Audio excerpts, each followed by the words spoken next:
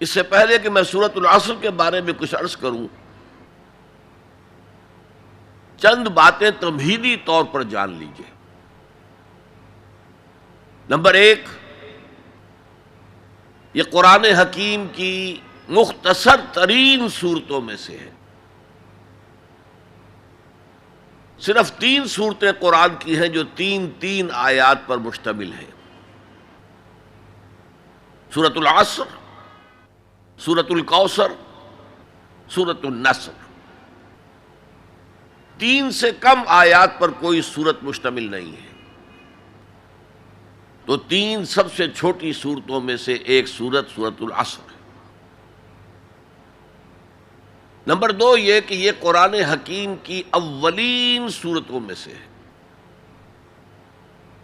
قرآن کا اسلوب یہ ہے جو سورہ ہود میں بیان ہوا: کتاب احکمت آیاتہ ثم فصلت من لدن حکیم خبیر۔ یہ ایک ایسی کتاب ہے کہ جس کی آیات پہلے محکم کی گئیں اور پھر ان کی تفصیل بیان کی گئی اس ذات کی طرف سے جو حکیم اور خبیر ہے۔ ابتدا میں قرآن مجید کی چھوٹی چھوٹی صورتیں، لیکن یہ چھوٹی چھوٹی صورتیں مضامین کے اعتبار سے، حکمت کے اعتبار سے، ہدایت کے اعتبار سے اس محاورے کے مانند ہے کہ دریا کو یا سمندر کو کوزے میں بند کر دیا جائے۔ تیسری بات یہ کہ یہ قرآن حکیم کی جامع ترین صورت ہے۔ میرے انداز بیان کو پہچانیے، پہلے میں نے کہا یہ قرآن مجید کی مختصر ترین صورتوں میں سے ایک ہے، پھر میں نے عرض کیا یہ قرآن حکیم کی اولین صورتوں میں سے ایک ہے،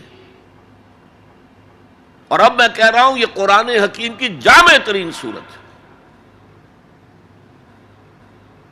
قرآن مجید کا موضوع ہے ہدایت۔ الف لام میم ذالک الکتاب لا ریب فیہ ھدی للمتقین۔ رمضان مبارک کی عظمت کے بارے میں بیان کیا: شہر رمضان الذی انزل فیہ القرآن ھدی للناس وبینات من الھدی والفرقان۔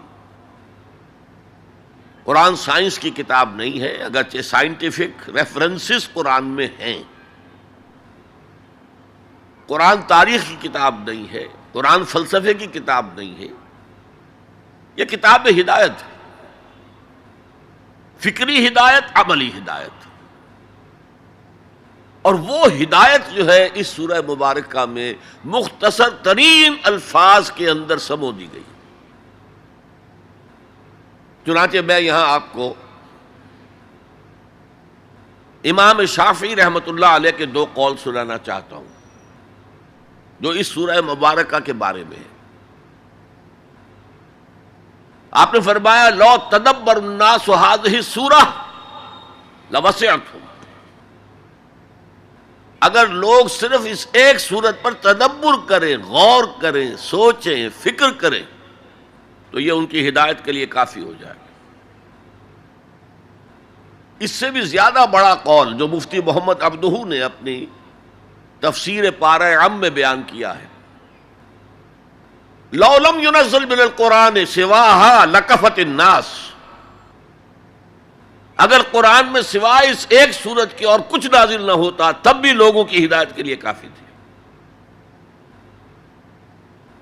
اسی جامعیت کی بنا پر صحابہ کرام کا ایک طرز عمل امام رازی نے لکھا ہے: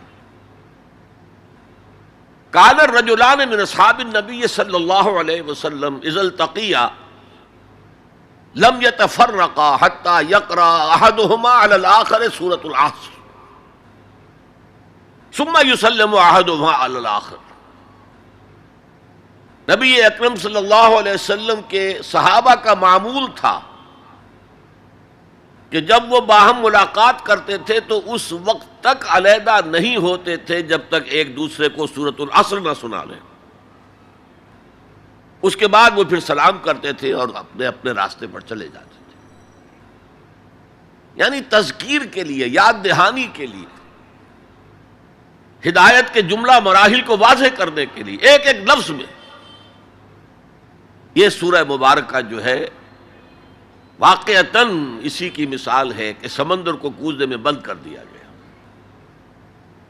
ایک اعتبار سے یوں بھی کہا جا سکتا ہے کہ یہ قرآن حکیم کے مضامین کا انڈیکس ہے۔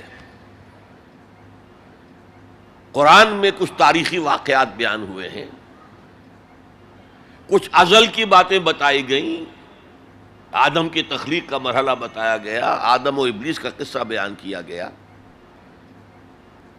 پھر بہت سے انبیاء کے حالات بیان کیے گئے، پھر ہمیں آخرت کی خبریں دی گئیں۔ ان سب کی طرف اشارہ ہو گیا والعصر، زمانہ گواہ ہے،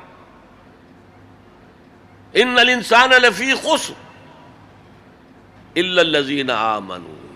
اب یہ ایک بہت بڑا عنوان ہے قرآن کے مضامین کا، بہت جامع عنوان، آمنوا، کن کن چیزوں پر ایمان، کس انداز میں ایمان، یہ تشریح قرآن میں ملے گی آپ کو مکی صورتوں کے اندر۔ وعملوا الصالحات، تیسرا مضمون کیا ہے؟ اچھے اعمال، صالح اعمال، اسی کی تفسیر تو ہے، اخلاقی تعلیمات ہے، بیسک ہیومن موریلٹی کا تذکرہ ہے، پھر شریعت کے احکام ہیں، یہ کرو یہ نہ کرو، یہ سب کیا ہے؟ عمل صالح کی تفسیر ہے۔ وتواصوا بالحق، یہ کیا ہے؟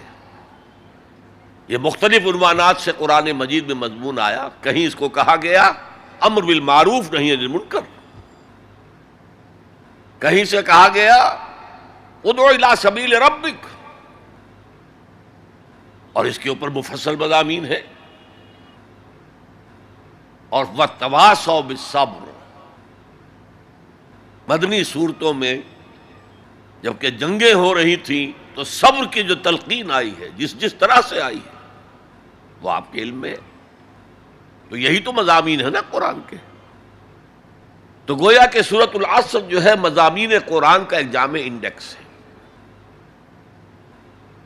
چوتھی بات یہ نوٹ کر لیجئے کہ یہ کلام انتہائی مؤکد ہے، نہایت تاکیدی ہے۔ پہلے تو اللہ قسم کھا رہا ہے، اللہ بغیر قسم کھائے بھی کوئی بات کہے تو مستند ہے ان کا فرمایا ہوا، لیکن تاکید کے لیے والعصر، زمانے کی قسم کھائی۔ ان الانسان لفی خسر، ان تاکید کے لیے، لفی لام پھر تاکید کے لیے، خسرن تفخیم کے لیے، معمولی خسارہ نہیں، 1000 2000 لاکھ 2 لاکھ کروڑ 2 کروڑ کا خسارہ نہیں، بہت بڑا خسارہ، تاکید کی انتہا۔